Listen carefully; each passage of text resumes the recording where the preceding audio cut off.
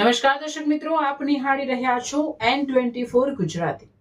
તો નજર કરીશું આજના મહત્વના સમાચાર પર। દિવાળીપુરા વિસ્તારમાં ભારત ફ્લોર મિલ પાસે માર્ગ અકસ્માત, રોંગ સાઈડમાં આવેલી કારની ટક્કરથી સાયકલ સવાર ઇજાગ્રસ્ત।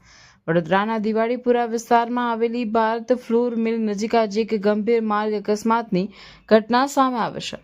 બેદરકારીપૂર્વક રોંગ સાઈડમાં ધસી આવેલી કારે સાયકલ સવારને જોરદાર ટક્કર મારી હતી।